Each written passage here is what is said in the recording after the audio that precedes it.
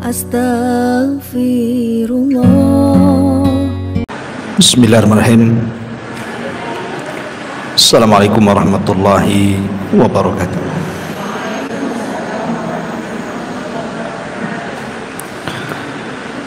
Alhamdulillah wassalatu wassalamu ala rasulillah wa ala alihi wa sahbihi wa mawalah wa la hawla wa la quwata illa billahi wa ba'd. Alhamdulillah, segala puja dan puji hanya milik Allah subhanahu wa ta'ala.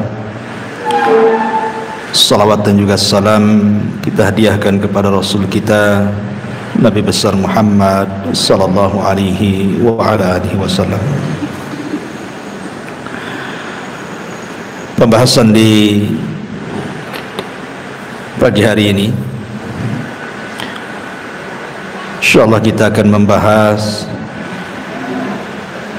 seputar renungan kematian. Dan ini pembahasan seputar alam barzah,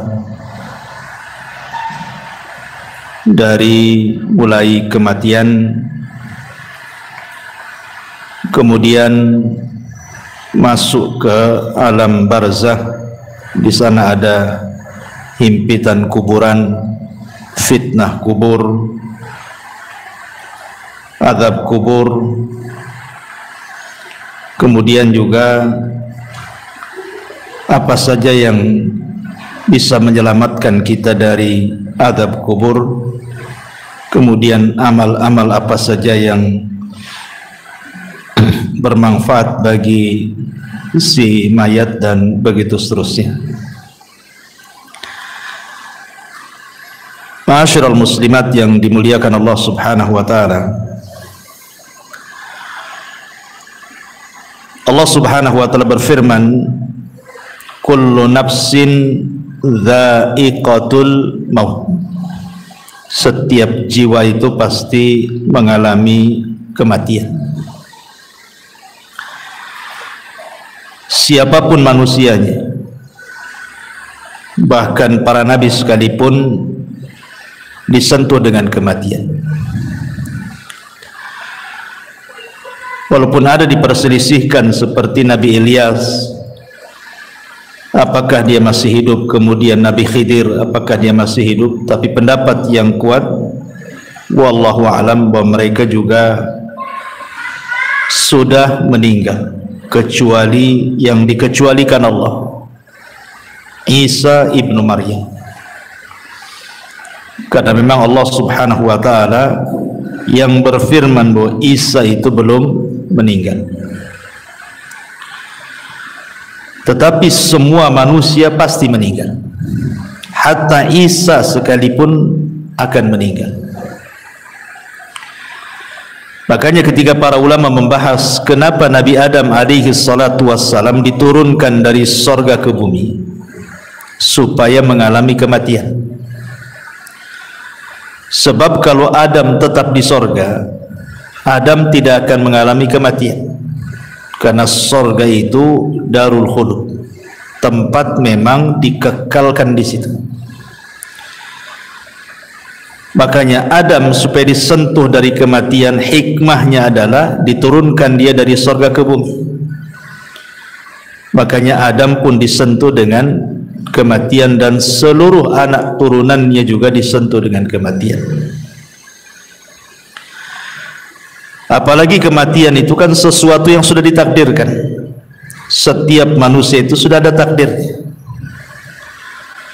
Dan semakin jauh periode Adam sampai ke umat Rasul kita Muhammad sallallahu alaihi wasallam, maka usia manusia juga semakin pendek. Terlebih Nabi sallallahu alaihi wasallam membatasi dengan kalimat a'maru ummati bainas sittina wa sab'in. Bahwa usia umatku itu berkisar antara 60 sampai 70 tahun saja. Artinya sedikit sekali yang melewati 70 tahun. Rata-rata manusia itu 70 tahun ke bawah pasti sudah meninggal. Makanya hati-hati nih kalau sudah 50, 60 ya, siap-siap aja ya. Karena Rasul membatasi masalahnya. Kalaupun lewat, maka patut disyukuri. Karena Nabi SAW mengatakan sebaik-baik manusia itu yang panjang umurnya dan baik amalannya. Maka kalau dilewatkan 70 tahun berarti harus dijaga amalannya. Bicara tentang kematian, kita tahu bahwa di antara arkanul kiamah, rukun-rukun kiamat itu atau rukun-rukun hari akhir itu, salah satunya adalah al-maut, kematian. Makanya Nabi SAW mengatakan, idza mata ahadukum qamat qiyamatuh. Kalau seandainya salah seorang di antara kalian itu meninggal, berarti telah tegak kiamat padanya. Kiamat itu maksudnya kiamat besar itu pasti terjadi. Sebagaimana kematian juga pasti berlaku. Tetapi dari dua perkara ini yang jelas-jelas adalah kematian. Yang pasti itu pasti adalah kematian. Sebab kiamat besar itu belum pasti kapan terjadinya. Karena Nabi SAW sendiri ketika ditanya oleh malaikat Jibril kapan kiamat, Rasul tidak jawab kan. Rasul hanya mengatakan mal mas'ulu anha bi'a'lama minas sa'il.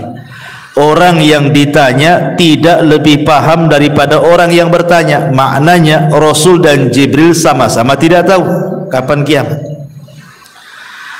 Tapi kalau kematian itu sudah kepastian. Kenapa? Karena Rasul sudah membatasi umur antara 60 sampai 70 tahun, sedikit yang melewati itu, kata Nabi.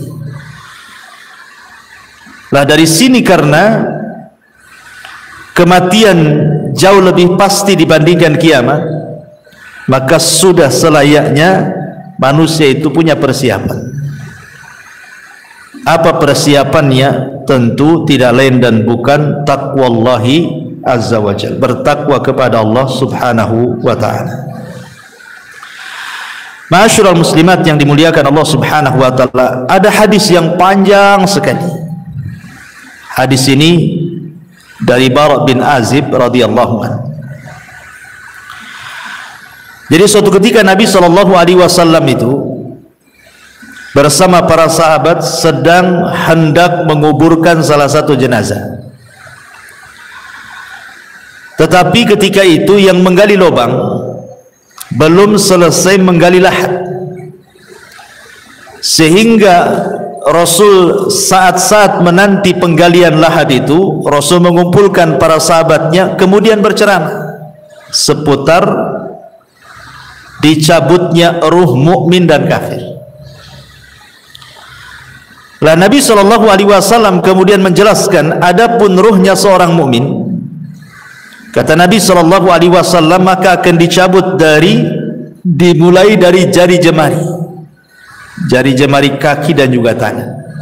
Jadi ruh itu tercabut dari jari jemari dulu, kemudian naik ke atas sampai kemudian di tenggorokan. Lah apabila ruh itu sudah berkumpul di tenggorokan, maknanya ruh tidak mungkin dikembalikan. Kalau ruh sudah sampai di tenggorokan, ruh tidak mungkin dikembalikan lagi ke badannya. Inilah isyarat firman Allah subhanahu wa ta'ala, hatta idza balagatit taraqi wa qila man ra. Hatta idza balagatit taraq, sampai ketika ruh itu di tenggorokan, maka Allah katakan apa? Wa qila man ra, siapa yang bisa meruqyah dia? Maksudnya mengembalikan ruh ke dalam jasadnya gitu. Tidak ada. Dari sini Rasul mengatakan bahwa tobat seorang hamba tertutup dan tidak ada guna apabila ruh sudah sampai di tenggorokan. Kata Nabi SAW, innallaha yakbalu taubata abdin ma lam yugharghir.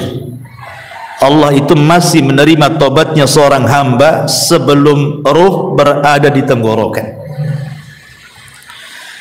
Kenapa demikian? Karena tadi ruh tidak bisa dikembalikan. Makanya ada dua waktu tobat itu diterima. Pertama, ruh belum mengumpul di tenggorokan. Yang kedua, matahari belum terbit dari arah barat. Kalau dua perkara belum terjadi, maka ada kesempatan tobat. Tapi kalau dua waktu sudah terjadi, maka tobat tertutup. Kemudian Nabi SAW mengatakan, apabila ruh dicabut itu tabi'ahul basar, jadi pandangan kita mengikuti.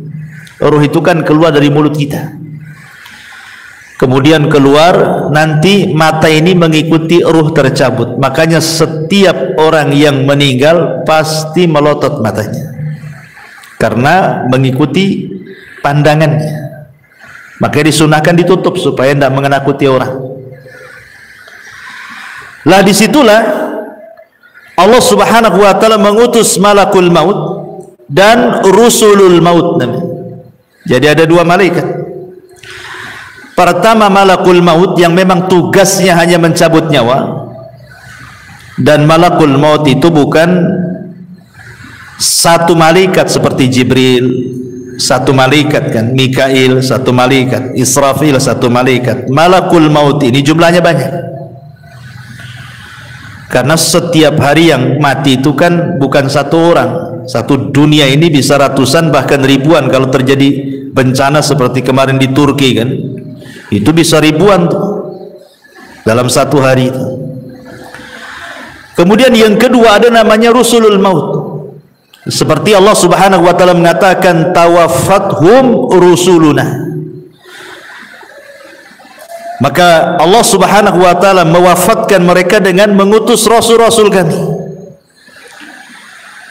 Lalu apa tugasnya rasul-rasul maut itu? Malaikat-malaikat utusan kematian itu, ada yang menyiapkan kain kapan dari sorga kalau dia ruhnya seorang mukmin.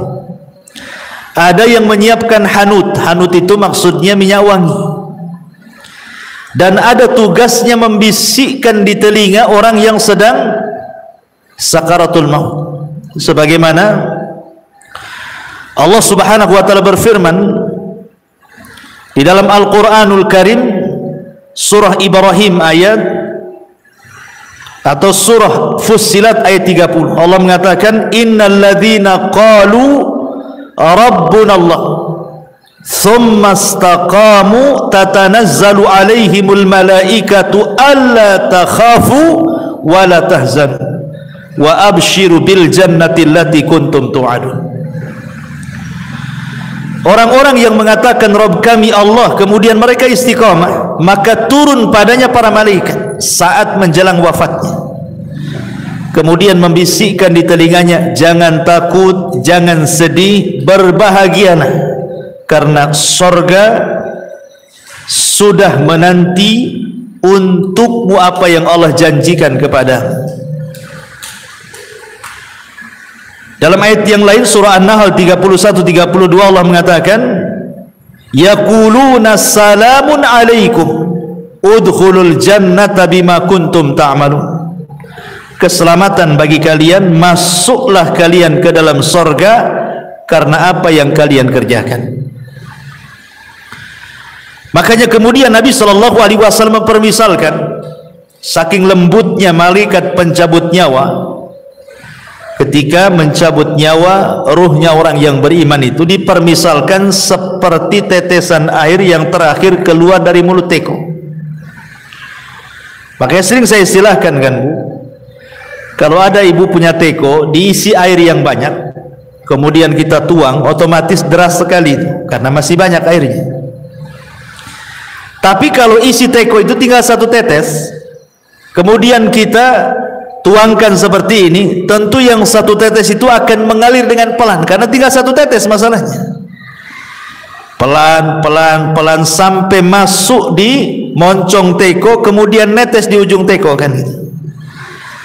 Lah Rasul sallallahu alaihi wasallam mempermisalkan seperti itulah lembutnya ruh seorang mukmin ketika dicabut. Seperti tetesan yang terakhir. Saking lembutnya dari jemari naik terus ke badan sampai ke tenggorokan, sampai kemudian keluar dari mulut seorang mukmin. Tetapi walaupun demikian, yang namanya kematian itu pasti ada sakaratnya. Setiap kematian itu pasti ada keperitannya, ada rasa sakit. Dan itu dialami Nabi SAW. Kalau Nabi saja mengalami, apalagi kita. Nabi yang mengatakan wa inna lil mauti la sakarat, rupanya dalam kematian itu ada sakaratnya, ada rasa sakitnya, yang terkadang tidak ada yang tahu rasa sakit itu kecuali Allah Subhanahu wa ta'ala. Tetapi tentu rasa sakit yang diterima oleh seorang mukmin saat detik akhir wafat dia, boleh jadi itu adalah penggugur dosa yang terakhir. Boleh jadi rasa sakit yang dialami di dia itu adalah penggugur dosa terakhir dia. Artinya sebuah kebaikan, bukan sebuah keburukan. Tapi rasa sakit yang dialami orang kafir, munafik, fasik boleh jadi awal azab bagi dia. Terkadang kita bisa melihat ada orang koma itu berbulan-bulan disiksa oleh Allah Azza wa Jalla karena dosanya kan itu. Tapi ada orang mati itu rasanya enak nengoknya gitu. Senyum, bisa mengucapkan kalimat la ilaha illallah, tahu-tahu sedang sujud meninggal, tahu-tahu sedang ibadah meninggal, tahu-tahu baca Quran pula dia meninggal kan. Macam-macam orang meninggal. Tapi yang jelas bahwa ketika tugas malaikat maut hanya mencabut ruh itu saja selesai, maka yang bertugas selanjutnya adalah siapa? Rusulul maut. Diletakkan ruhnya di kain kafan dari sorga, kemudian dibaluri minyak wangi dari sorga, kemudian dibalut, yang subhanallah dijelaskan dalam hadis itu bau minyak wangi dari sorga itu membumbung sampai ke langit, sehingga semua para malaikat di langit itu bertanya, itu ruhnya siapa itu? Maka malaikat yang bertugas membawa ruh ini naik ke langit akan menyebutkan nama terbaik yang disukai dia ketika di dunia. Ruhnya fulan ibnu fulan. Makanya penting orang punya nama baik itu. Maka ketika ruh itu naik ke langit, disinilah Allah Subhanahu wa ta'ala memberikan kemuliaan kepada ruhnya seorang mukmin dengan menyuruh para malaikat penjaga langit itu untuk membuka pintunya, karena langit itu kan punya pintu. Jadi naik ke langit pertama dibuka pintunya, naik ke langit kedua dibuka pintunya, ketiga, keempat, sampai ketujuh, sampai melewati langit ketujuh. Entah sampai mana wallahu alam, tidak dijelaskan. Tapi yang jelas kemudian Allah Subhanahu wa ta'ala berfirman kepada ruhnya seorang mukmin ini, letakkan kembali ruh kepada jasadnya, kemudian naikkan catatannya fil iliyyin. Artinya ruhnya seorang mukmin itu akan berjumpa dengan Allah. Dan perjumpaan kita dengan Allah itu di 4 tempat kan sudah saya jelaskan. 2 di dunia dan 2 di akhirat.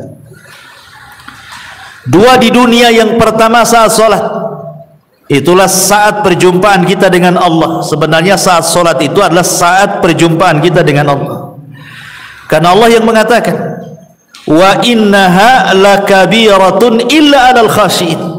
Sholat itu berat kecuali bagi orang-orang yang khusyuk. Kemudian Allah tafsirkan dalam Al-Quran siapa orang-orang yang khusyuk itu, alladzina yadhunnuna annahum mulaqu rabbihim, orang-orang yang yakin bahwa mereka sedang berjumpa dengan Allah. Kemudian yang kedua, ini saat sakaratul maut ini, saat ruh dibawa oleh malaikat rusulul maut ke melintasi langit ketujuh, itu juga berjumpa dengan Allah. Dan Allah katakan kembalikan ruhnya ke dalam jasadnya, kemudian naikkan catatannya di tempat yang paling tinggi yang disebut dengan iliyyin. Kemudian 2 nanti kelak pada hari kiamat, ketika Allah Subhanahu wa ta'ala menggiring manusia sesuai dengan sesembahannya. Jadi Allah akan mengumpulkan manusia itu sesuai dengan sesembahannya. Yang nyembah sapi di sana, yang nyembah ular di sana, yang nyembah batu di sana. Jadi manusia itu akan dikumpulkan bersama sesembahannya. ketika semua manusia dikumpulkan bersama sesembahannya, disitulah Allah Subhanahu wa ta'ala akan menampakkan siapa yang menyembah kepada dirinya, akan menampakkan kepada manusia yang selama ini menyembah kepada dirinya. Anehnya, di situ orang yang beriman dengan orang munafik dikumpulkan. Ketika Allah Subhanahu wa ta'ala kemudian menyingkapkan dirinya, maka semua orang-orang yang beriman sujud, tapi orang-orang munafik tidak bisa sujud. Fala yastati'un. Inilah perjumpaan orang-orang yang beriman kelak di padang mahsyar, dan yang terakhir tentu di sorga. Dan itu nikmat yang paling besar, ru'yatullahi azza wa jalla, memandang wajah Allah Subhanahu wa ta'ala. Jadi ketika ruh itu kemudian naik ke langit dan Allah Subhanahu wa ta'ala memerintahkan untuk dikembalikan ke dalam jasadnya, kapan itu peristiwa ini? Ketika manusia sibuk sedang fardu kifayah. Jadi ketika mayat meninggal, ruh diangkat itu kan orang-orang sibuk tuh, ada yang memandikan, ya kan? Ada yang mengkafankan, ada yang menyolatkan. Jadi mayat itu sendiri yang sudah tidak ada ruh itu sibuk sedang di fardu kifayahkan, sementara ruh itu punya kesibukan sendiri, gitu maksudnya. Baru setelah kemudian selesai menyolatkan, kemudian ruh ini dimasukkan ke dalam jasadnya dimasukkan ke dalam keranda, kemudian menuju kuburan, ya kan? Maka ruh ini kemudian masuk di situ. Kalau ruhnya orang-orang yang beriman, maka akan bicara, qaddimuni qaddimuni, segerakan aku katanya. Jadi ketika berada di atas kendaraan itu, keranda itu, maka ruhnya orang yang beriman itu yang masuk ke dalam jasadnya, dia akan bicara, tapi tidak ada yang mendengar. Ya, walaupun mungkin suaminya, istrinya, ayahnya, anaknya, nggak ada yang mendengar. Walaupun dia teriak-teriak qaddimuni qaddimuni gitu, segerakan aku. Tapi kalau ruhnya orang kafir, ruhnya orang munafik, ruhnya orang-orang fasik, dia akan berteriak-teriak, celaka kalian, ya wailaha aina tadhhabun, celaka kalian, mau dibawa kemana aku ini, gitu. Ini kalau ruhnya orang jahat nih, mereka akan mengatakan, ya wailaha aina tadhhabuna biha, hendak dibawa kemana aku ini. Subhanallah. Kata Nabi SAW, yasma'u sautuha atau yasma'u sautaha kullu syai'in, segala sesuatu mendengar teriakannya, illal ins, kecuali manusia. Manusia tidak mendengar. Jadi ketika ruh sudah menyatu dengan jasadnya, kemudian dibawa ke arah kuburan dan hendak dikuburkan itu, dia berteriak-teriak. Binatang mendengarnya, semua makhluk mendengarnya, kecuali manusia dan jin tidak bisa mendengar. Tetapi kalau ruhnya orang baik, tadi saya katakan apa? Dia akan mengatakan qaddimuni qaddimuni, segerakan aku katanya. Subhanallah kan? Justru senang orang-orang yang beriman itu suruh disegerakan. Dari sini Nabi SAW mengatakan apa? Asri'u bil janazah, segerakan kalian memfardu kifayahkan jenazah. Kenapa demikian? Wa in taku salihatan fa khairun tuqaddimuna. Kalau memang ini orang baik, maka Anda sudah berlaku kebaikan kepada orang ini dengan menyegerakan. Wa in taku ghaira dzalik, tapi kalau tidak demikian, maksudnya dia orang jahat, fa syarrun tadhauna fi riqabikum, itu sama saja meletakkan keburukan di rumah kalian. Maka segerakan. Mau orang baik segerakan, mau orang jahat segerakan. Kalau orang baik berarti kebaikan bagi si mayat, kalau orang jahat sama saja meletakkan kejahatan di rumah. Maka segerakan. Dan si mayat juga ngomong begitu, qaddimuni, segerakan aku katanya. Tapi kalau orang jahat dia mengatakan, ya wailaha aina tadhhabuna biha, mau dibawa kemana aku katanya. Akhirnya kemudian ketika betul-betul sudah dimasukkan ke liang lahat, si mayat ini sempat mendengar suara terompah. Orang-orang yang mengantarkannya itu masih mendengar dia. Sampai ketika sayup-sayup semakin jauh karena meninggalkan dia. Ketika sudah les, sudah nggak ada suara lagi, maknanya dia sudah ditinggal. Dari sini kata Nabi SAW, yang pertama kali meninggalkan si mayat itu apa? Hartanya. Yang pertama kali meninggalkan si mayat itu hartanya, baru setelah itu keluarganya. Makanya Nabi SAW mengatakan dalam sebuah hadis seperti itu. Jadi yang pertama berpisah dari si mayat itu hartanya dulu. Coba sekaya apapun orang mati itu, kalau dia sudah meninggal, tetap saja kain kafannya yang murah kan gitu. Walaupun dia miliarder sekalipun, tetap saja kain kafannya yang murah, yang putih. Tidak ada juga orang kaya dikafani dengan kain kafan yang mahal kan. Dari sini hartanya terputus. Percuma punya uang tapi juga tidak bisa digunakan. Kemudian yang kedua, keluarganya. Setelah mengantarkan ke kuburan, baru keluarganya pulang. Disitulah terpisah dengan keluarganya, baru dia hidup sendiri. Makanya Nabi SAW ketika menjelaskan tentang seputar kuburan itu, Nabi SAW mengatakan dalam hadis Abi Hurairah radhiyallahu anhu, kata Nabi SAW, anna imra'ata sauda kana taqumul masjidah. Ada wanita berkulit hitam itu biasa menyapu di masjid Nabi SAW. Kemudian wanita ini meninggal. Nabi SAW tidak diberitahu. Kata Rasul, afala kuntum adzantumuni, kenapa kalian tidak menghabarkan kematian wanita itu, katanya. Maka Rasul mengatakan, duluni ala qabriha, kalau begitu tunjukkan di mana kuburannya. Kemudian Nabi SAW setelah ditunjukkan kuburannya, apa kata Rasul? Inna hadhil kubur mamlu'atun zulmatun ala ahliha wa inna allaha azza wa jal yunawwiruha lahum bisalati alaihim. Kata Nabi SAW, sesungguhnya kuburan-kuburan ini dipenuhi dengan kegelapan-kegelapan bagi para penghuninya, dan sesungguhnya Allah Subhanahu wa ta'ala menyinarinya bagi mereka dengan salatku terhadap mereka. Dari sini kita tahu bahwa orang masuk kuburan itu gelap, sangat gelap gitu ya, karena Rasul yang mengatakan bahwa kuburan-kuburan ini penuh dengan kegelapan. Bukan hanya penuh dengan kegelapan, Bu ya, tapi penuh dengan ketakutan. Dan itu disebutkan dari Hani radhiyallahu an, budaknya Utsman ibn Affan radhiyallahu an. Dia berkata, kana Utsman idza waqafa ala qabrin baka hatta yablu lihiyatahu.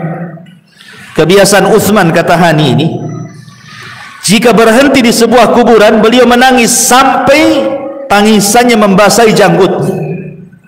Faqila lahu, maka dikatakan kepadanya, tudzakkirul jannata wan nar fala tabki wa tabki min hada. Wahai Utsman, kau diingatkan dengan surga dan neraka tak menangis, tetapi diingatkan dengan kuburan menangis pula. Apa jawaban Utsman? Kata Utsman ibn Affan radhiyallahu anhu mengatakan, inna nabiyya sallallahu alaihi wasallam qala, karena Nabi SAW bersabda, innal qabra awwalu manzilin min manazilil akhir, fa in naja minhu fama ba'dahu aisar minhu wa illam yanju minhu fama ba'dahu ashaddu minhu. Qala wa qala an-nabiy sallallahu alaihi wasallam, ma ra'aitu mandaran qad illa al-qabru afda'u minhu. Kata Rasul. Kata Utsman ibn Affan radhiyallahu anhu, aku pernah mendengar Nabi sallallahu alaihi wasallam bersabda, kubur ini adalah persinggahan pertama dari persinggahan-persinggahan akhirat. Bila seseorang selamat dari keburukan kubur, maka setelahnya lebih mudah baginya. Tapi bila dia tidak selamat dari keburukan kubur, maka setelahnya lebih berat. Kemudian Utsman mengatakan, sungguh aku pernah mendengar Rasul mengatakan, aku tidak melihat satu pemandangan pun yang lebih menakutkan dibandingkan kuburan, kata Rasul. Jadi kuburan ini menakutkan dan juga menggelapkan. Lah ketika kemudian si mayat ini sedikit demi sedikit kan sudah hilang suara terompah yang didengar yang mengantarkannya itu, disitulah datang dua malaikat yang disebut dalam hadis itu namanya Munkar dan juga Nakir. Apa yang dilakukan Munkar dan Nakir? Kata Nabi dalam hadis Bara bin Azib ini, fayatihi malakani. Kemudian dua malaikat datang kepadanya, fayajlisanihi, maka mendudukkan si mayat itu yang sudah ditiupkan ruh itu tadi.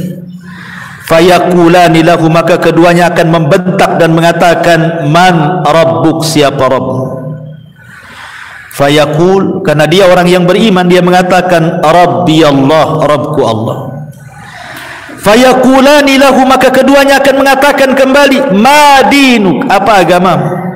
Fayaqul, maka dia akan mengatakan diniyal Islam, agamaku Islam. Fayaqulani lahu, maka dua malaikat akan berkata lagi, ma hadzal rajul alladzi bu'itsa fikum, tahukah kalian siapa orang yang diutus kepada kalian ini?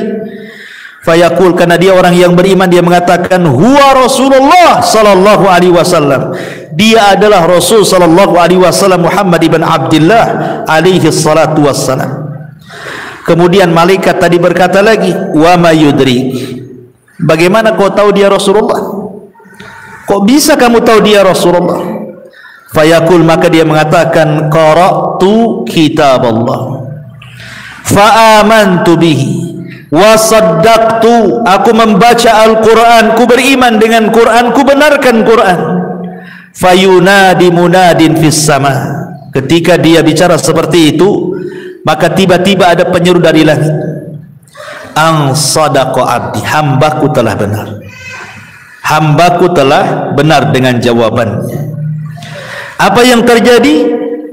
Karena hambaku telah benar, maka fafrishuhu minal jannah wa albisuhu minal jannah waftahu lahu baban minal jannah, lapangkan kuburannya, hantarkan pakaian dari sorga, buka pintu-pintu sorga kepadanya. Kemudian dikatakan fayatihi min rauhiha wa tibiha, maka tiba-tiba ketika pintu sorga itu dibuka, semerbak harum dari sorga itu kemudian masuk ke dalam kuburannya, kuburannya menjadi harum ya. Kemudian ketika itu wa yufsahu lahu fi qabrihi madda basarihi, tiba-tiba kuburannya diluaskan sejauh mata memandang. Jadi kalau ibu naik di atas ketinggian kemudian melihat gitu ya, sampai di mana, itulah maksudnya sejauh mata memandang itu.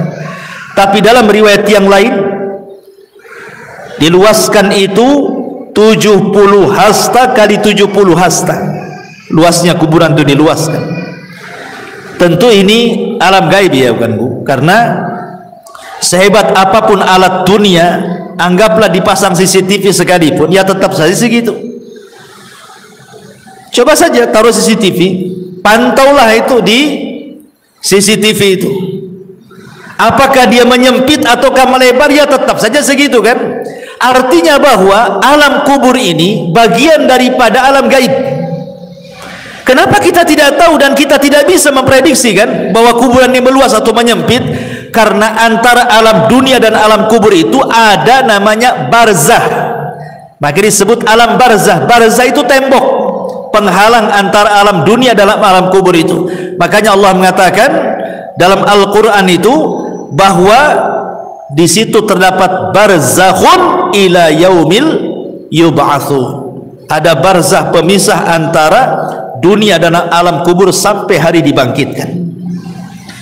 Ma'asyiral muslimat yang dimuliakan Allah Subhanahu wa taala, apa yang terjadi setelahnya? Setelah kuburannya diluaskan sejauh mata memandang, subhanallah, wa ya'tihi rajulun hasanul wajhi, tiba-tiba datang seseorang indah pakaiannya, hasanul thiyab, indah wajahnya, hasanul wajhi, indah wajahnya, hasanul thiyab, indah pakaiannya, tayyibur rihi, sangat harum baunya. Fayaqul, dan dia mengatakan, abshir billadhi yasurruka hadha yaumuka alladhi kunta tu'ad. Kemudian orang ini mengatakan, berbahagialah, berbahagialah katanya, dengan apa yang menyenangkan dirimu, inilah hari yang engkau tunggu selama ini katanya. Kemudian dia mengatakan, si mayat ini, man anta, siapa kamu? Fawajhukal wajhu yaji'u bil khairi, aku lihat wajahmu mendatangkan kebaikan. Siapa kamu ini? Sudah berbuat baik menemani aku di kuburan ini gitu ya. Fayaqul, maka dia mengatakan, ana amalukas saleh, sayalah amal saleh, sayalah amal salehmu. Dalam riwayat, ketika dia mendapatkan kebaikan itu, maka orang ini mengatakan di hadapan si mayat yang beriman itu, nim naumatal arush, kalau begitu tidurlah engkau layaknya pengantin baru. Jadi disuruh tidur, sehingga ketika dia tidur dia mimpi dengan mimpi yang indah. Itulah disebut nikmat kubur ya. Mimpi sangat indah sekali, sehingga tanpa kemudian disadar, tahu-tahu kiamat pula dibangkitkan. Ketika kiamat dibangkitkan itulah, maka orang yang baik ini kemudian memberitahu bahwa Israfil akan meniupkan sangkakalanya. Kemudian orang ini mengatakan, siapa kamu ini sebenarnya? Maka orang baik ini mengatakan, ana amalukas saleh, sayalah amal solehmu. Maksudnya sayalah solatmu, sayalah puasamu, sayalah zakatmu, sayalah silaturahimmu, sayalah ibadahmu. Jadi ibadah itu akan menemui kita di kuburan, sebagaimana kita akan menjumpai Allah Subhanahu wa ta'ala di 4 tempat yang sudah saya jelaskan. Kita juga akan menjumpai amal soleh kita di 4 tempat juga sama, 2 di dunia, 2 di akhirat kan itu ya. Adapun di dunia kita bisa rasakan amal soleh kita kan. Ibu kalau hari-hari ngaji seperti ini kan tambah itu kan iman kita itu rasanya itu mau ibadah itu semangat, itu artinya kita mendapatkan amal soleh kita di dunia itu ada pengaruhnya. Sebagaimana orang maksiat kan ada pengaruhnya bukan? Futur, malas gitu ya kan. Maka amal soleh juga kita bisa dapati gitu ya, dengan semangatnya kita beribadah. Karena iman dalam definisi ahli sunnah itu yazidu bi ta'ah, bertambah karena ketaatan. Kita bisa rasakan itu. Kemudian yang kedua, di sini dalam kuburan ini kita akan mendapatkan amal soleh kita dalam wujud manusia, sehingga ketika ditanya, siapa engkau ini? Wajahmu kok wajah yang baik sekali, maka dia akan mengatakan, ana amalukas soleh, saya amal solehmu. Artinya kita akan mendapatkan amal soleh kita kan di kuburan ini dalam bentuk manusia yang akan menemani kita sepanjang kita di kuburan kita. Sehingga sebagian para ulama ketika membahas apakah orang-orang yang dikubur itu bisa merasakan perjalanan waktu, sama dengan kayak ibu kita sekarang kan bisa kita merasakan perjalanan waktu kan Bu ya, pagi aktivitasnya apa, siang aktivitasnya apa, sore apa, malam apa, besok pagi lagi kan bisa kita merasakan aktivitas waktu itu berjalan kan itu ya. Ya, hari, minggu, bulan, tahun, kita bisa merasakan. Pertanyaannya, apakah orang-orang yang dikubur juga merasakan ada aktivitas waktu sehari-hari? Pagi, siang, sore, malam, ke pagi lagi, siang, sore, malam, ke pagi lagi, gitu ya. Sementara orang-orang yang dikubur itu kan ada yang sudah lama kan. Kalau yang meninggal di zaman Rasul kan sudah 14 abad berarti kan. Sudah 14 abad sampai sekarang nggak dikiamat-kiamatkan. Atau yang sebelum Nabi umpamanya, tentu lebih lama lagi orang itu di kuburan itu. Apakah mereka akan merasakan bimururil waktu, kata ulama, dengan berjalannya waktu itu? Maka ulama membagi dua, kata ulama, memerinci. Kalau yang di kuburan itu mereka orang-orang yang beriman, baik dari umat Nabi atau umat-umat sebelumnya, dan mereka mendapatkan nikmat kubur, maka mereka tidak akan merasakan berjalannya waktu. Mereka tidak akan merasakan, walaupun ratusan tahun, walaupun ribuan tahun sekalipun, mereka tidak akan merasakan berlewatnya waktu itu. Ya. Tetapi kalau mereka adalah orang-orang kafir, orang munafik, orang fasik, maka mereka akan merasakan itu. Karena itu bagian daripada azab. Ya. Jadi sekali lagi, kalau orang-orang yang beriman yang mendapatkan nikmat kubur tidak akan terasa di kuburan itu, walaupun ratusan ribuan tahun. Mana dalilnya? Dalilnya adalah peristiwa Ashabul Kahfi yang ditidurkan, atau kisah Nabi Uzair yang ditidurkan 1 abad kan, kemudian dibangunkan, kemudian ditanya, kam labista, berapa lama kau tidur itu?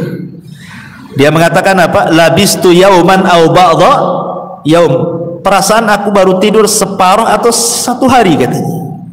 Padahal sudah 1 abad dia tidur kan. Berarti kan dia tidak merasakan tuh. Tidurnya dia tidak merasakan kan. Padahal dia sudah 1 abad, sudah 100 tahun tidur, dibilangnya baru setengah hari katanya. Begitulah orang yang di kuburan, kalau mendapatkan nikmat itu tidak terasa. Seolah-olah waktu berjalan dengan cepat. Tetapi kalau orang terkena azab, itu rasanya penat, lama waktunya menunggu. Ya samalah, bukan? Kita menanti orang jenuh gitu kan, lama kali kan. Rasa mau balik saja, nggak datang-datang, ditengok tak nampak lagi, ditengok tak nampak. Ya dah, saya tinggal aja lah. Kan ada kejenuhan tuh. Ya. Tapi kalau asik Bu ya, ibu pengantin baru dengan suami kan, nongkrong tuh di taman, tahu-tahu maghrib, ya kan namanya orang nikmat, nggak pandang, kok tahu-tahu maghrib katanya gitu. Ya, jadi dari sini di dunia ini kita bisa rasakan dalam kondisi nikmat dengan dalam kondisi tidak nikmat kan itu. Lah dikubur kurang lebih seperti itu. Ya. Tetapi apakah kemudian orang-orang yang dikubur juga akan merasakan layaknya kita juga perasa gitu, kalau ibu lagi sedih? Kan ada perasaan tersiksa jiwa ini kan, atau ada masalah rasanya rungsep kehidupan ini kan. Apakah juga orang-orang di kuburan akan merasakan seperti itu? Ya, mereka juga akan merasakan. Kapan itu? Apabila ditangisi orang yang ada di atas. Kalau orang yang di atas itu melakukan niyah, niyah itu meratap kepada orang yang ada di kuburan itu, maka orang yang ada di kuburan itu merasa diazab. Maksud diazab itu bukan azab fisik, bukan, tapi azab jiwa. Jiwanya itu sedih, tersiksa. Ya. Makanya kenapa Nabi SAW melarang, tidak boleh seseorang itu melakukan niyah kan? Karena mayat itu yu'adzab, akan diazab, kata Nabi SAW, biniyahatil hayyi, karena niyahahnya, meratapnya orang yang hidup kepada orang si mayat, akan diazab. Maksudnya bukan azab fisik, tetapi dia tersiksa, hatinya tersiksa gitu ya, karena sebab tangisan orang-orang yang di atas tuh. Makanya dilarang. Niyah itu termasuk dosa besar. Nabi SAW sampai mengatakan, kalau orang yang meratap itu tidak bertobat, kata Rasul, maka dia akan dibangkitkan kelak pada hari kiamat dengan dipakaikan pakaian dari ya, dari besi panas dulu yang timah panas, kemudian dari baju yang gatal, yang nggak bisa dicopot, gatal saja. Ya naudzubillah. Jadi mereka pun akan merasakan apa namanya ya, bahasa kitanya rungsep tuh ya, hatinya itu nggak tenang, disebabkan tangisan orang-orang yang di atas kuburan. Makanya tidak boleh kalau ada orang yang meninggal, ikhlaskan saja. Kalau menangis, menangislah sebagai tangisan rahmat karena kesedihan, bukan karena menolak takdir kan. Karena ada orang yang menangis itu karena menolak takdir kan Bu ya, meraung-raung, nanti kalau anak-anak besar jadi apa, kamu sudah nggak ada, macam-macam kan itu ya. Nanti Allah yang tentukan takdirnya, bukan si bapak yang sudah meninggal kan itu ya. Jadi itu yang tidak boleh, karena niyaha itu seolah-olah tidak terima dengan takdir. Guling-guling, nangis-nangis, robek-robek, pukul-pukul, pangkas-pangkas rambut dan begitu seterusnya. Baik. Intinya bahwa ketika kemudian si mayat itu diberikan nikmat oleh Allah Subhanahu wa taala, nikmat kubur, maka dia tidak akan merasakan dengan berjalannya waktu. Waktu itu akan panjang, tahu-tahu sudah dikiamatkan. Tapi yang perlu ibu pahami bahwa di dalam peristiwa-peristiwa kubur itu, sebelum dua pertanyaan malaikat mungkar dan nakir yang disebut dengan fitnah kubur itu, ada peristiwa yang sebelumnya dilalui manusia yang disebut dengan dhaghtatul qabrin, himpitan kuburan. Jadi himpit dulu, baru setelah itu fitnah kubur, gitu maksudnya. Dan ini disebutkan oleh para ulama tentang masalah himpitan kubur ini. Di antaranya adalah yang disebutkan oleh pendapat Abu Hanifah. Wa dhabtatul qabri wa adzabuhu haqqun. Himpitan kuburan, kemudian siksa kubur itu adalah perkara yang benar-benar akan terjadi. Jadi perkara himpitan kuburan dan azab kubur, kata Abu Hanifah, adalah sesuatu yang benar-benar akan terjadi. Bahkan Al-Imam Al-Muzani rahimahullah ta'ala mengatakan, beliau mengatakan, summa hum ba'da dhabtati fil quburi musa'alun. Kemudian mereka setelah dihimpit dalam kuburan, baru kemudian mereka akan ditanya. Dari sini kita tahu bahwa sebelum proses pertanyaan dua malaikat mungkar dan nakir, ada peristiwa namanya dhaghtatul qabri, himpitan kuburan. Himpitan kuburan ini, Bu, itu sangat menyakitkan bagi si mayat, karena ketika ruh itu sudah menyatu dengan jasadnya, kemudian tanah itu menyempit sampai meretakkan semua tulang dan persendian.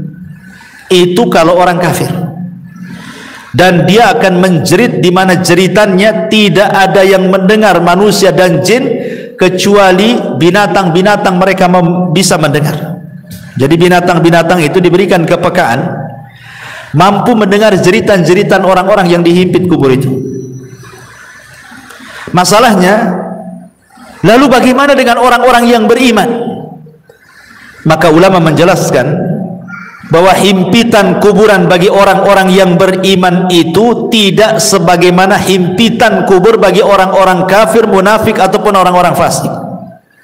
Maksudnya apa? Maksudnya himpitan orang yang beriman itu layaknya seorang ibu sedang memeluk anaknya.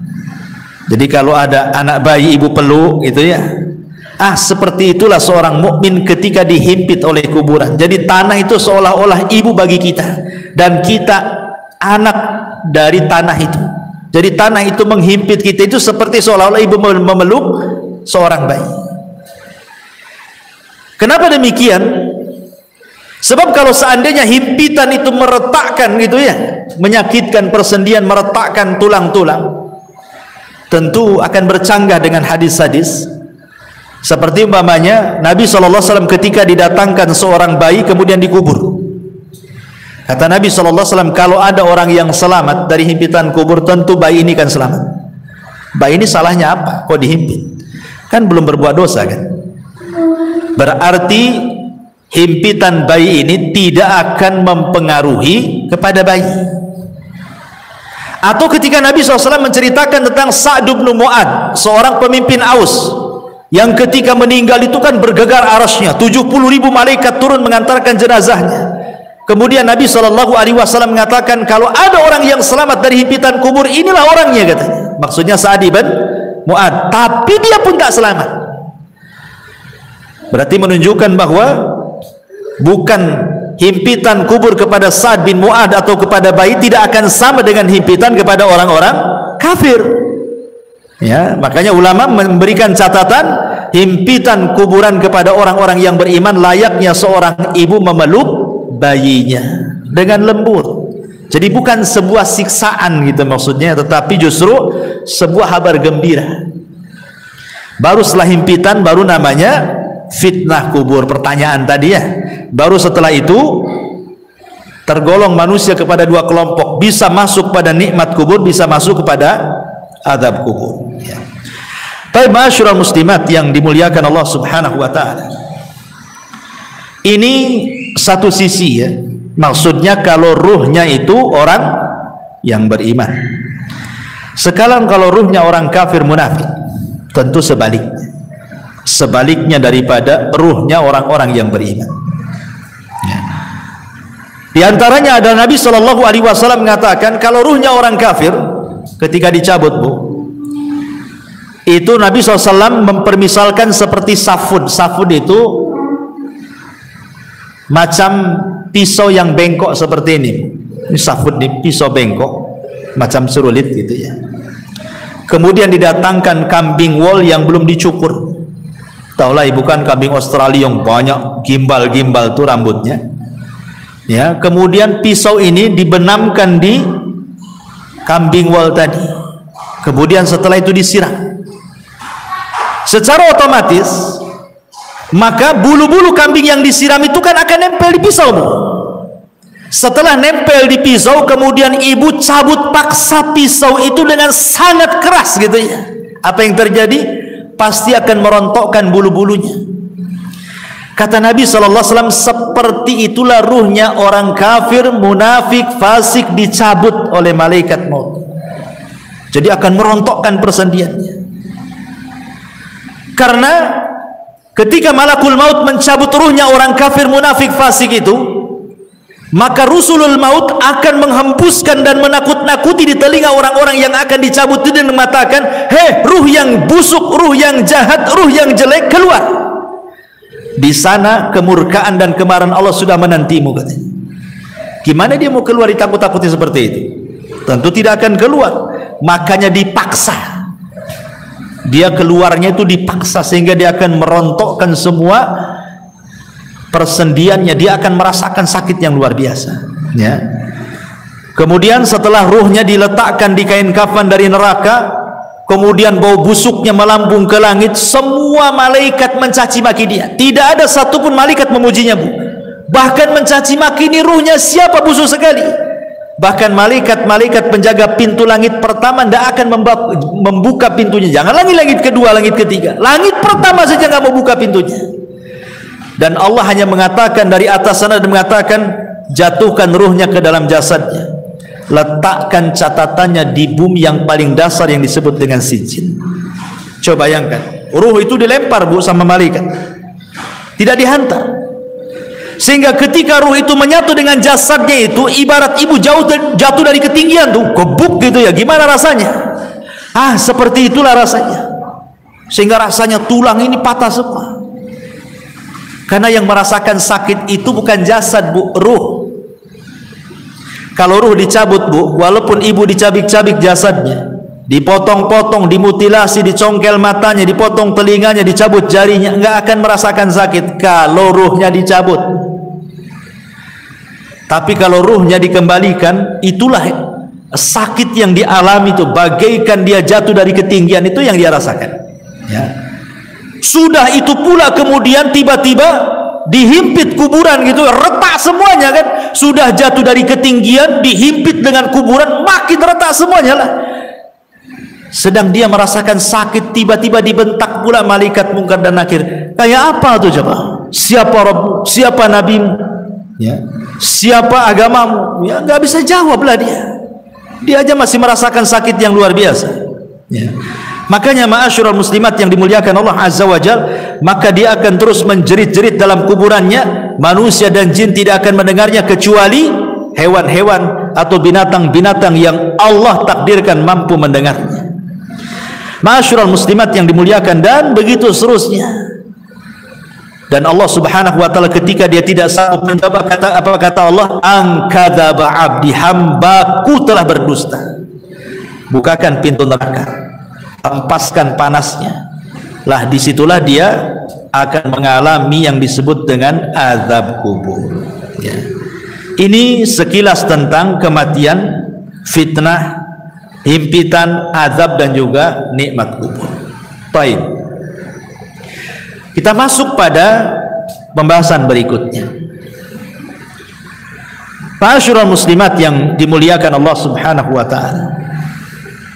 Kalau kita sudah tahu dan kita yakin dan percaya di sana ada nikmat dan azab kubur, lalu apa saja hal-hal yang bisa kita ini terhindar dari itu semuanya? Apa caranya supaya kita bisa terhindar dari azab kubur itu? Karena begini Bu, dalam sebuah hadis tentang Nabi SAW. Jadi suatu malam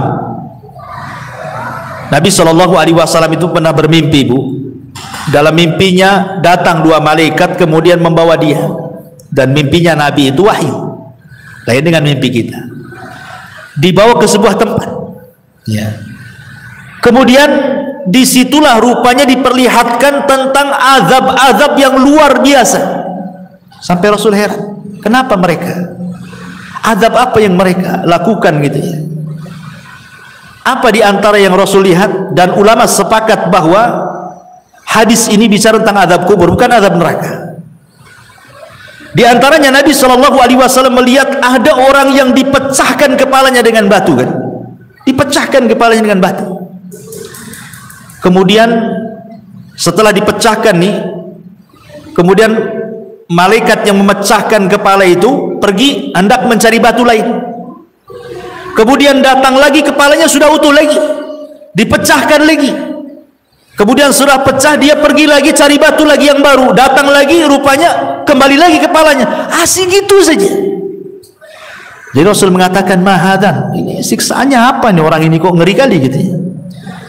Rupanya kemudian malaikat mengatakan bahwa siksaan orang ini karena ketika datang waktu sholat sengaja dia tidur. Datang waktu sholat, harusnya kan dia sholat, sengaja pula dia tidur. Kemudian yang kedua, ada lagi orang itu digambarkan oleh Nabi SAW. Subhanallah, orang ini kakinya di atas digantung, kepalanya di bawah. Kemudian di sampingnya ada orang bawa pisau bengkok, kemudian dimasukkan di mulutnya, kemudian dirobek sampai tengkuknya. Kemudian setelah itu dimasukkan di lubang hidungnya, dirobek sampai tengkuknya. Setelah robek ini dari hidung ke tengkuk, dari mulut ke tengkuk, kemudian dia mau mengambil sebelah kirinya. Ketika diambil sebelah kirinya, sebelah kanannya sudah kembali lagi. Ya. Kemudian dirobek dari sebelah kiri, mulut sampai ke tengkuk, hidung sampai ke tengkuk. Ketika pindah ke sebelah kanan, balik lagi ke semula gitu. Asik gitu saja. Sehingga Rasul mengatakan, kenapa orang ini? Maka kemudian malaikat ini mengatakan, karena ketika di dunia ini dia suka berdusta sampai dustanya itu membumbung ke ufuk, katanya. Maksudnya apa dusta membumbung ke ufuk itu, Bu? Maksudnya dusta membumbung ke ufuk itu, maksudnya dustanya itu sampai menyebar kemana-mana. Dahulu orang berdusta menyebar itu kan sulit, Bu. Pamannya kita mau berdusta, untuk menyebar di satu puskopkar ini agak sulit karena kan dari mulut ke mulut. Tapi kalau sekarang ini kita nulis di medsos saja sebuah berita hoax, itu sudah menyebarkan satu dunia, bukan? Jadi hadis ini baru dipahami oleh para ulama, rupanya inilah yang dimaksud orang berdusta sampai membumbung ke ufuk itu. Sekali nulis kemudian langsung di-share, bukan hanya satu grup, satu dunia tahu. Inilah maksudnya berdusta membumbung ke ufuk ini. Nauzubillah, sekarang loh hari-hari orang berdusta semua orang lihat. Ya, maaf saya minum.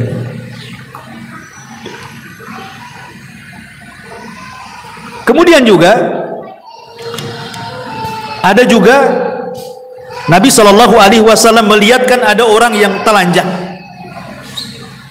tidak pakai baju dan tidak pakai celana, telanjang bulat, laki-laki dan perempuan rupanya berada di penggorengan kan, bejana, kemudian dibakar di bawahnya. Dia tidak bisa keluar dari bejana itu, kepanasan luar biasa. Ketika ditanya, rupanya mereka adalah para pezina. Kemudian Rasul melihat lagi ada danau semua darah, bukan air tapi darah. Jadi ada orang yang berenang di tengah tuh, berusaha ke pinggir tidak bisa, karena setiap ke pinggir ada malaikat yang menyuapkan dengan batu. Akhirnya ke tengah lagi, ke pinggir disuapin batu lagi, ke tengah lagi, tersiksa orang ini. Ketika ditanya, rupanya mereka adalah para pemakan riba, ya. Kemudian juga ada separuh jasadnya bagus, separuhnya jelek. Jadi jasad kesininya cantik, kesininya busuk gitu ya.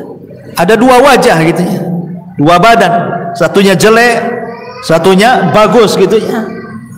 Ketika kemudian ditanya siapa mereka, mereka lah yang mencampur adukan antara amal saleh dengan perbuatan jahat, mencampur adukan yang hak dengan yang batil, ya. Kemudian ada juga kaum itu kukunya banyak, itu kukunya itu dari nuhas, disebutkan dari besi, kemudian dicakar-cakar oleh sendiri itu sampai terkelupas daging dari tulangnya itu dicakar sendiri.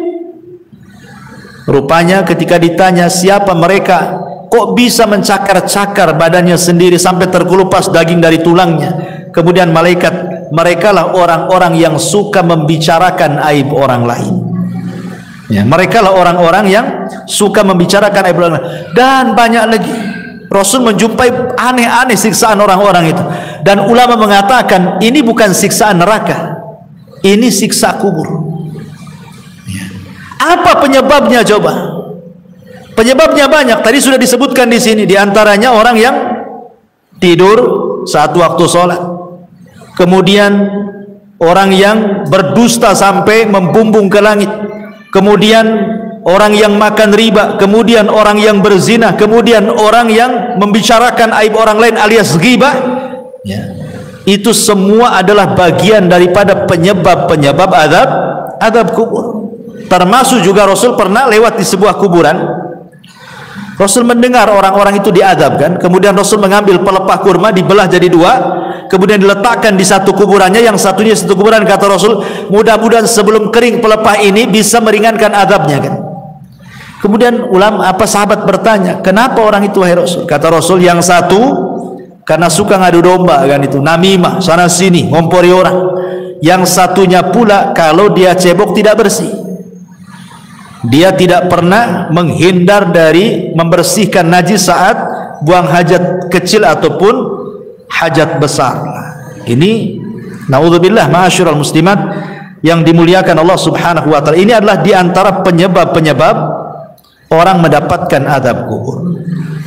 Baik, kalau ini penyebab-penyebab, lalu siapa orang-orang yang akan terhindar dari azab kubur itu?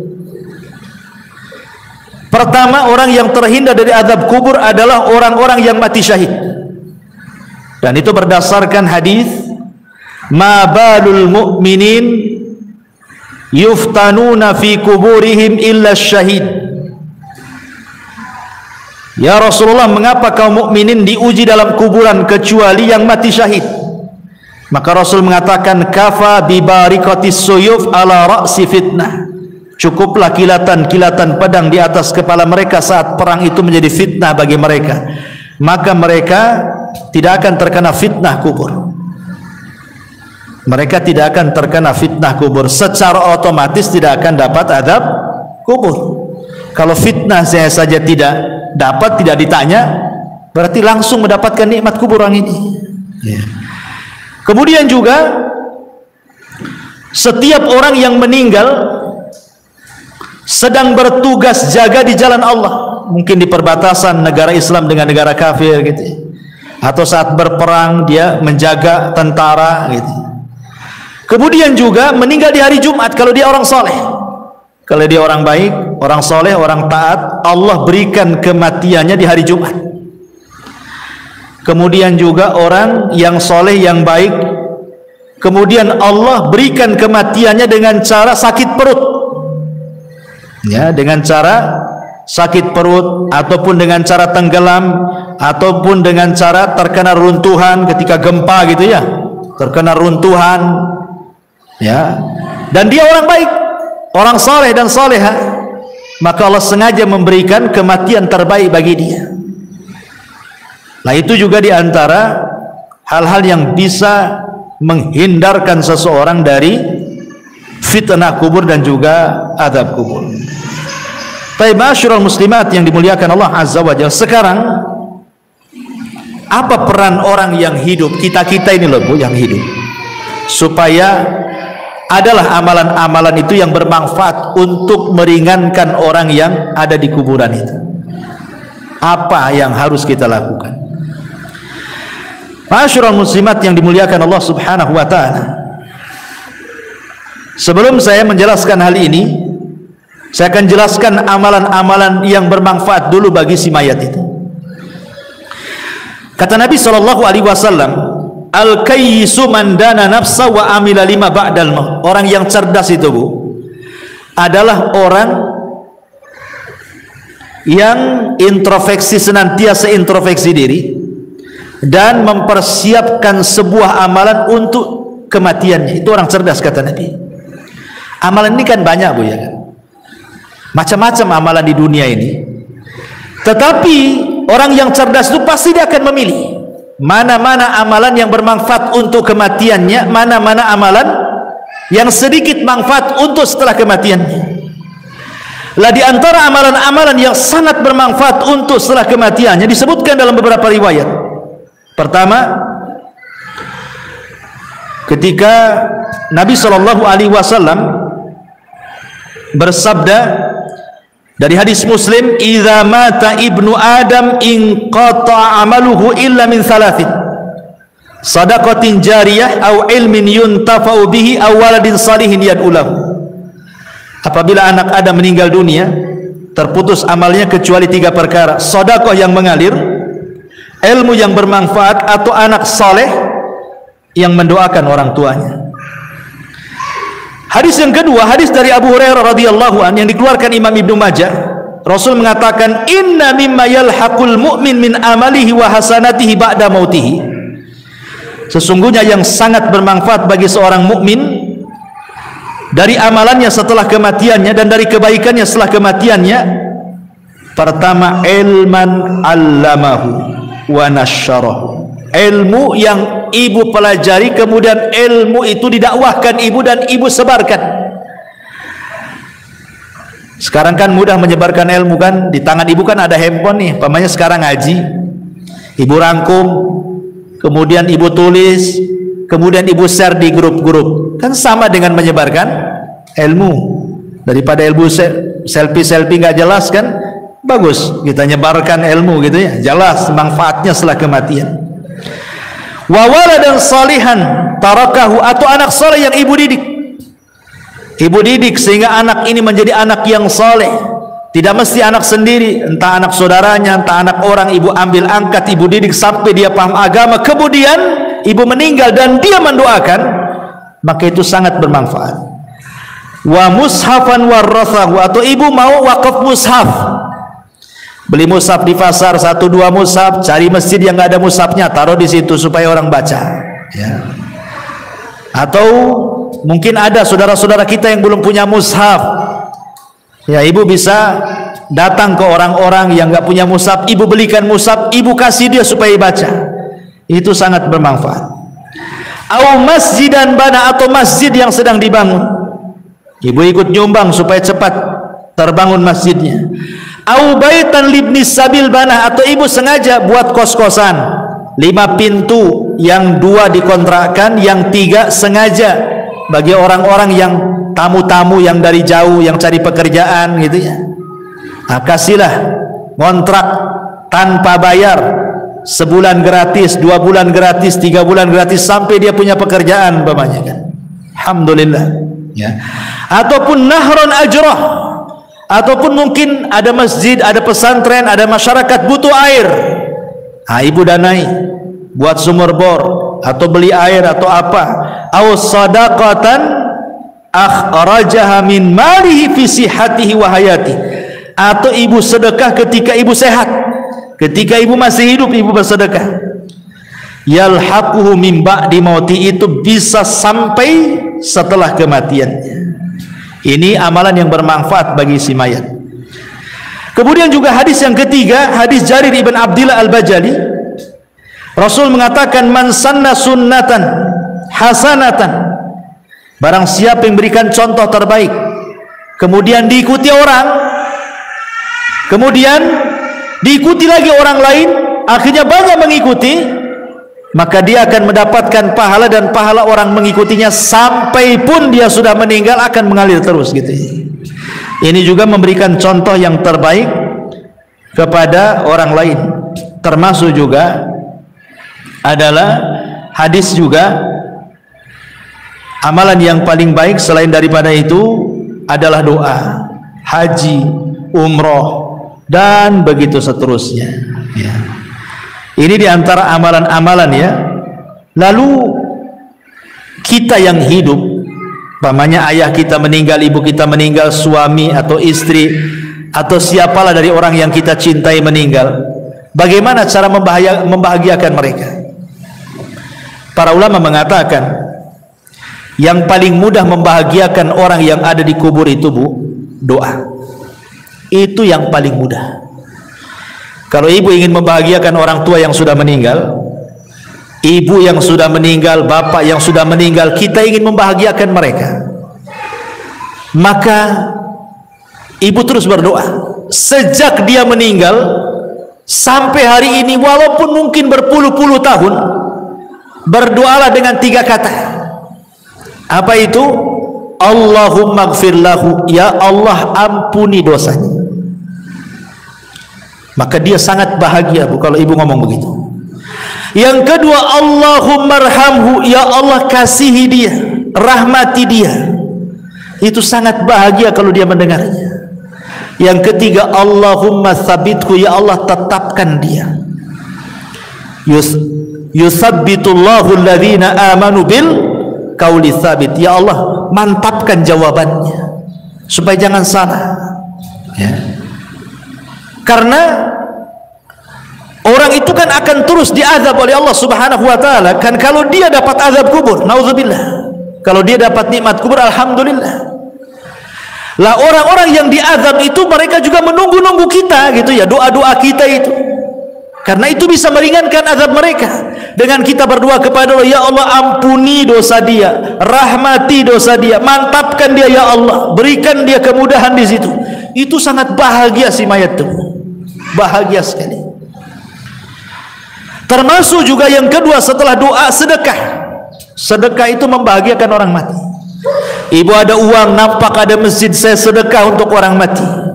Nampak ada orang fakir miskin, anak yatim, sedekah untuk orang mati. Nampak ada orang yang perlu kita bantu, sedekah untuk orang mati. Dan begitu seterusnya bu. Itu sangat bahagia orang si mayat itu. Itu sebenarnya yang bisa membahagiakan orang yang sudah mati itu. Doa dan sedekah. Itu yang sudah jelas-jelas ya. Adapun yang lain kan jadi perselisihan para ulama, seperti baca Quran itu jadi khilaf ulama. Nah, kita kan cari yang jelas-jelas saja, yang tidak ada khilaf ulamanya di situ ya. Jadi itu diantara hal-hal yang bermanfaat bagi si mayat. Yang paling penting adalah doa dan juga sedekah. Dan ingat, jangan sampai niyah. Itu akan menyakiti hati dia. Jangan sampai niyah, meratap. Makanya kenapa dalam Islam itu wanita dilarang sering-sering datang kuburan kan? Bahkan Rasul mengatakan la'anallah zawarat, dalam riwayat zuwarat al-kubur. Allah melaknat wanita-wanita yang suka ziarah kubur. Maksudnya suka ziarah kubur ini karena bahasanya pakai siagul mubalaghah. Zuwarat atau zawarat itu menggunakan siag al-mubalaghah, artinya yang sering-sering. Boleh sekali-kali tapi jangan sering-sering. Karena sering-sering ziarah kubur itu akan menggugah sehingga orang itu takut meratap. Ya, meratap itulah yang tidak boleh. Makanya cukuplah para wanita ini berdoalah dalam solat-solat, dalam sujud, terutama dalam sujud ya. Itu yang paling efektif dalam sujud, karena kedekatan kita dengan Allah itu saat sujud. Minta saat sujud, minta saat sepertiga malam. Itu sangat bahagia orang-orang yang ada di kuburan dengan doa-doa kita kepada mereka, dan itu yang dinanti-nanti. Nah, ini juga diantara hal-hal yang berkaitan dengan hal-hal yang bisa membahagiakan mereka. Wallahu alam. Saya kira cukup, sudah hampir setengah 12. Taib, sebelum saya tutup, kalau ada yang bertanya silakan.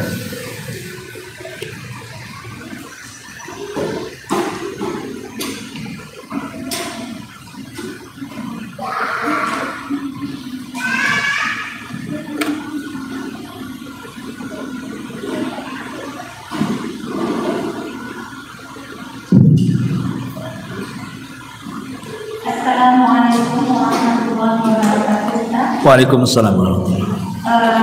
Di bab yang setelah mulai kita lebih tempat, terus pada bab pengaruh orang merasa di kuburan, maka orang yang meninggal akan merasakan tidak tenang. Yang anda tanyakan Ustaz, apakah pengaruh orang yang merasa tersebut tidak merasa tenangnya itu bagi orang yang soleh atau bagi orang yang diazab? Maksud anak, apakah orang yang soleh merasakan juga ketika ada keluarganya yang anak-anaknya beliau tersebut? Iya. Ya, apakah termasuk juga orang yang beriman ataukah di luar orang beriman gitu ya? Kalau kita melihat hadis-hadis tentang masalah larangan niyahah, Bu, itu umum, ya, sangat umum. Seperti Nabi SAW mengatakan, isnatani fin nasi huma bihi kufrun, at-ta'nu fin nasabi wan niyahatu alal mayyit. Dua perkara kalau terjatuh maka jatuhlah dalam kekufuran. Salah satunya adalah mencela nasab dan meratap orang mati. Kemudian di dalam hadis Nabi SAW mengatakan bahwa sebab di antara azab kubur itu, maksudnya si mayat itu merasa tersiksa dengan azab itu adalah biniyahatil hayy, karena ratapan orang yang hidup. Jadi di sini tidak dicerita orang yang ada di kubur, tapi cerita orang yang meratap. Berarti siapapun orang yang dikubur, apakah dia orang soleh, apakah dia orang baik, kalau diratapi gitu ya, maka dia akan tersiksa hatinya. Ingat, tersiksa hatinya, bukan tersiksa badannya ya. Diazab di sini bukan azab fisik, bukan. Tapi merasa sedih dia di dalam kuburannya. Kenapa kok saya walaupun sudah mendapatkan nikmat kubur kok diratapi? Saya sudah senang di sini. Sehingga dia akan merasa sedih juga gitu, si mayat yang ada di dalam kuburan itu. Makanya dilarang. Kenapa kemudian Nabi menganggap niyahah itu sebagai dosa besar? Karena menyiksa hatinya orang yang sudah meninggal, walaupun dia orang baik. Ya, walaupun dia orang baik, ibunya soleh, bapaknya ibunya soleha, bapaknya soleh, kemudian meninggal. Anaknya pula toleh gitu ya, nggak jelas gitu, akhirnya meratap, maka kan tersiksa itu ibu bapaknya. Maksudnya tersiksa batinnya, sekali lagi ya, bukan jiwanya, bukan badannya disiksa, nah maksudnya batinnya tersiksa. Ya, jadi tidak ada ketenangan jadinya. Dia sudah tenang masih juga diganggu. Itu maksudnya. Wallahu a'lam. Wa ya. Cara membahagiakan orang yang meninggal tadi ada dua sebab, banyak berdoa dan banyak sedekah. Yang anda tanyakan Ustaz, ketika Allah memilih dia sebagai orang yang soleh, Ustaz, tentu saja seperti yang Ustaz sampaikan tadi, dia ibarat orang yang tertidur dan tidak merasakan apapun kecuali kenikmatan. Yang anda tanyakan dengan baik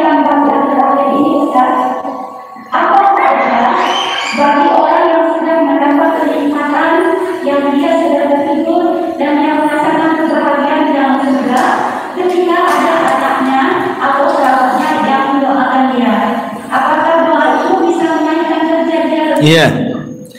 Tentu kalau dia mendapatkan nikmat kubur kemudian kita doakan, kita kirim, maka itu sebagai syafaat. Akan diangkat lagi derajatnya. Makanya ada seorang ibu dijelaskan dalam sebuah hadis itu, dia tidak banyak beramal, tiba-tiba diangkat derajatnya. Kemudian dia mengatakan, ya Rabb, aku kan tidak banyak beramal, kenapa kau angkat derajatku? Apa kata Allah? Bistighfari waladaki, karena istighfar anakmu kepadamu, diangkat derajat. Kalau dia orang baik, makin diangkat derajatnya dengan pengaruh doa-doa anak-anak yang soleh semasa hidupnya. Maksudnya begitu. Ya, wallah. Iya. Ketika orang-orang yang meninggal tersebut, Allah sudah menentukan ketika dia beramal soleh, itu kan sudah diutus dua malaikat dan dua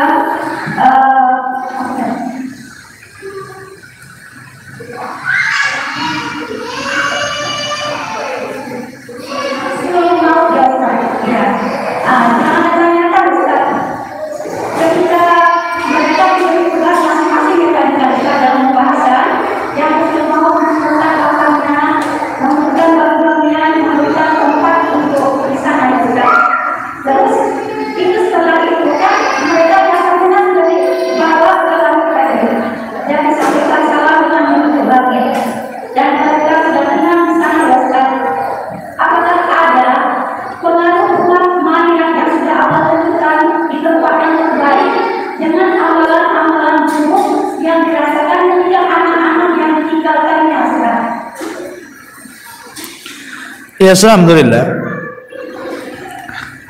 Kalau dia orang baik kemudian anak-anaknya tidak baik, itu kan disebabkan karena apa dulu ya kan?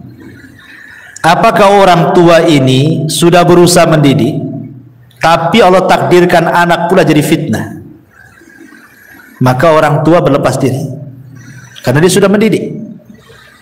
Pamannya dari kecil ibu sudah berusaha nyekolahkan di tempat yang baik, di pesantren, bawa guru ngaji, di rumahnya pun luar biasa.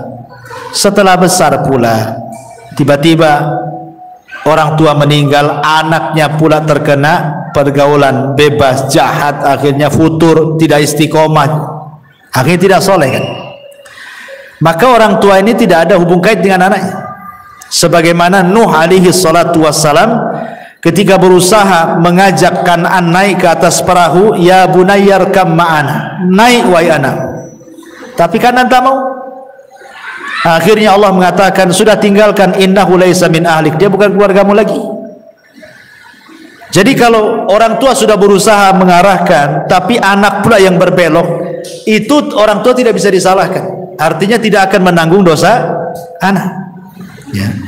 Tapi kalau orang tua soleh sendiri membiarkan anaknya gitu ya, maka dia akan kenal dosa anaknya, karena dia tidak bertanggung jawab, dia akan terpengaruh di situ, dan dia pun pasti akan mendapatkan hal-hal dalam kuburan kan, karena itu kan termasuk dosa. Orang tua membiarkan anaknya tidak bertanggung jawab kan dosa. Iya jelas, karena dia berbuat dosa lah kan gitu, di dunianya berbuat dosa. Orang tua membiarkan anak kan dosa, jelas dosa. Bahkan itu termasuk durhakanya orang tua kepada anak.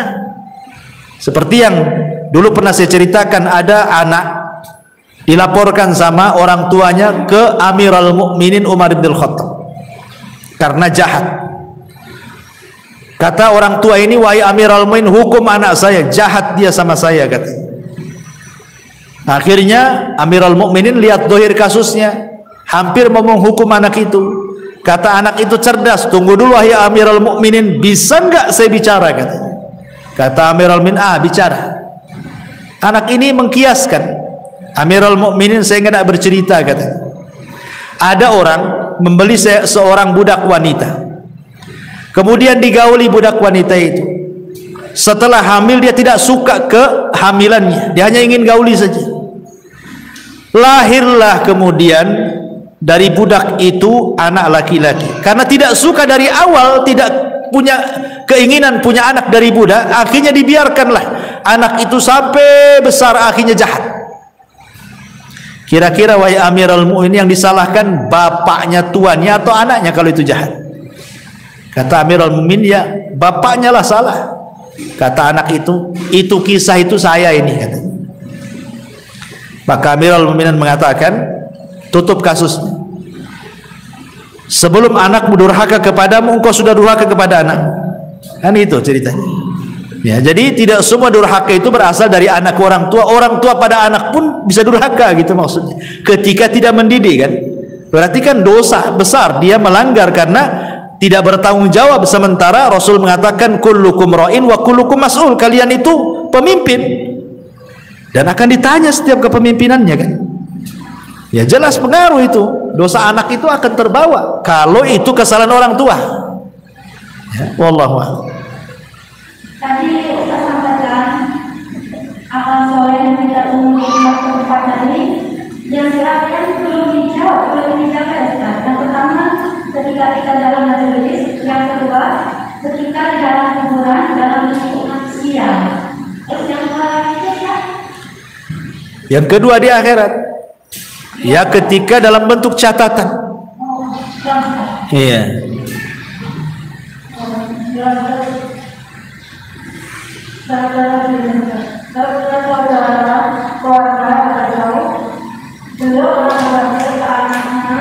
Jangan sampai karena orang tua yang keluar, kemudian karena anaknya begitu ingin menjaga tersebut, saya nggak tahu apakah boleh atau tidak, karena orang tuanya boleh menjaga. Itu harta waris. Harta waris dibagi, dijual. Karena wasiat itu tidak boleh di atas kebatilan. Wasiat itu harus yang baik. Itu kan wasiat jangan dijual kemudian meninggal, nanti jadi ribut ahli warisnya. Ya kan, wasiat itu yang baik. Kalau yang tidak baik kan tidak perlu ditaati.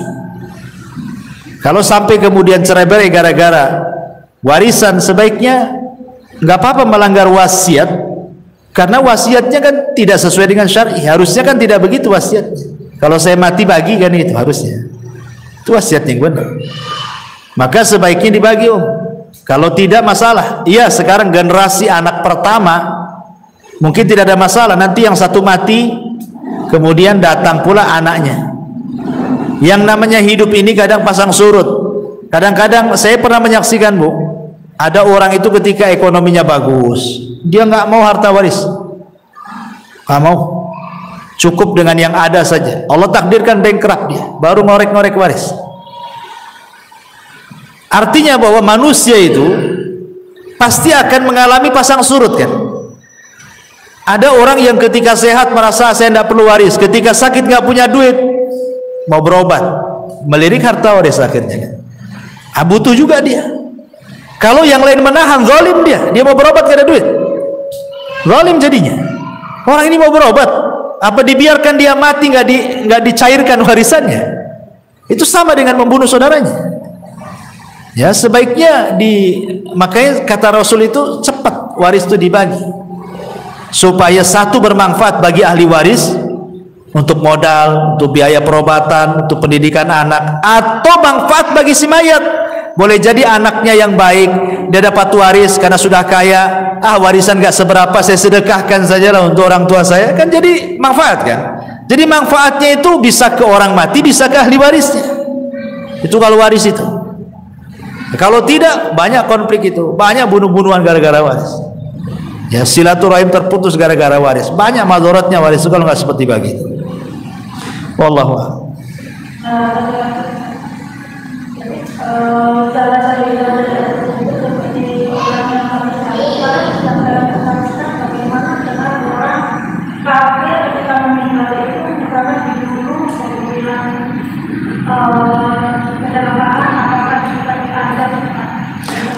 Kalau dia mati kafir, iyalah. Kalau dia mati kafir, umpamanya dia mati kecelakaan, ya tetap dia akan dapat azab kalau dia mati kafir. Karena kekafiran itu kan sudah pilihan dia. Kita ini sudah diutus Nabi, sudah dicetak Quran banyak-banyak, ustadz-ustadz di mana-mana berceramah gitu Pak. Tetap saja dia dengan kekafiran. Apakah Allah akan disalahkan? Tidak. Wa ma kunna mu'adzibina hatta nab'atha rasulah. Tidaklah kami mengadab sebuah kaum sampai kami utus Rasul. Dan Rasul sudah diutus. Kenapa tidak mencari kebenaran? Tidak ada lagi hujah. Ya, dengan diutusnya Rasul, dengan diturunkan Quran itu sebagai hujah, tidak ada alasan lagi kita di hadapan Allah. Ya, wallahu a'lam. Sama yang kata waris tadi ya Ustaz. Iya. Seandainya seorang suami sudah meninggal ya Ustaz, karena dia tidak punya anak, yang ditinggalkan itu berupa uang atau rumah yang ditempatinya, itu atau rumah itu juga langsung harus dibagi Ustaz. Itu kalau rumahnya pemilik suami itu. Terus bagaimana kalau rumah itu memang mahal pernikahan dia tersebut? Apakah juga harus dibagi Ustaz? Yang jelas bahwa apapun bentuk waris itu cepat dibagi. Karena kesalahan di masyarakat itu, contoh nih, bapaknya meninggal, ibunya masih hidup. Kadang-kadang nggak mau dibagi, ibu masih ada kan? Padahal itu bukan bagian ibu semua. Anak laki-laki dapat, anak perempuan dapat, harus dibagi sebenarnya.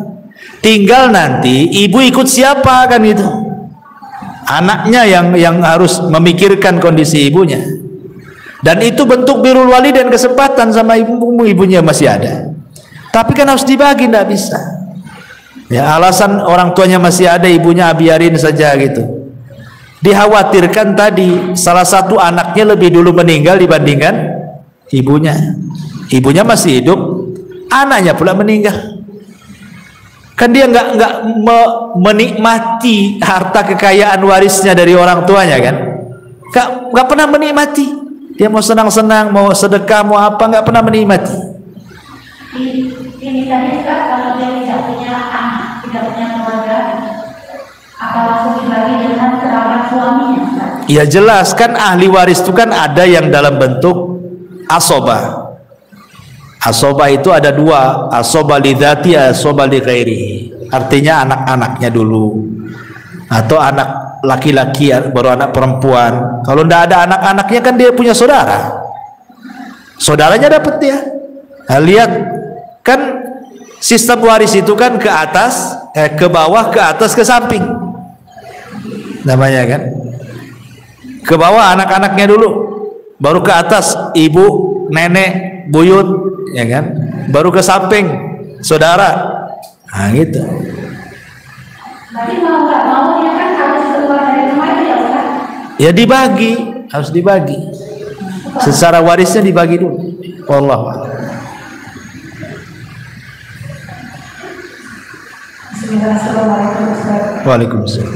Ini mau bertanya tentang tata cara pengumpulan sembahnya Ustaz. Sebelum sembahnya ini meninggal, sembahnya ini berpesan agar dikumpulkan sesuai dengan ini. Iya. Dan yang itu di wasiat ini seperti istrinya gitu. Karena istrinya tidak memiliki kekuatan, jadi sama pihak keluarga itu dikumpulkan tidak sesuai sunnah.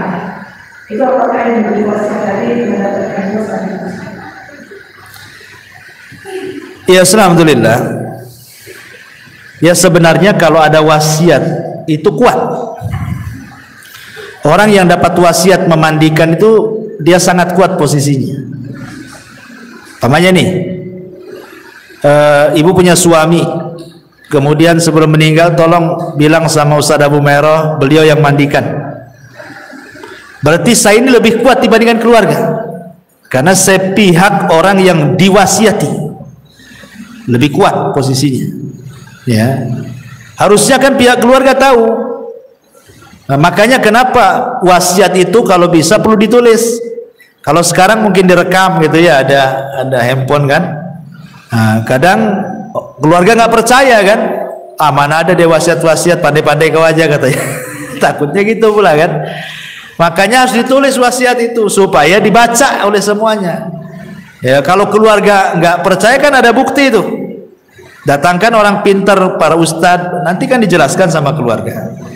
Ya, karena masalah wasiat itu kan semua orang paham, takut melanggar wasiat itu. Ya. Sekarang masalahnya kalau wasiat hanya berbisik-bisik sebelum meninggal, dia berbisik, tolonglah kalau saya meninggal kau yang mandikan. Nah, tapi karena terkalahkan dengan keluarganya, akhirnya yang harusnya ibu mandikan keluarganya pula yang lain atau orang lain fardu kifayah yang lain mandiin kan itu. Ya minimalnya ibu ikut mandikan di situ. Ikut mandikan di situ. Nah, sebagai bentuk pengamalan wasiat tadi. Karena sebenarnya kalau itu suami istri yang berhak memandikan ya pasangan masing-masing. Nah, jadi kalau meninggal istrinya suaminya mandikan atau sebaliknya, karena hanya dua orang inilah yang berhak melihat aurat dari ujung kaki sampai ujung kaki. Yang lain tidak boleh. Ya. Yang boleh memandang aurat semuanya itu hanya suami ke istri atau istri ke suami. Kalau yang lain memandikan itu agak ribet karena harus ditutup auratnya kan. Walaupun anak-anaknya, tetap kalau dia sudah balik ditutup kan gitu.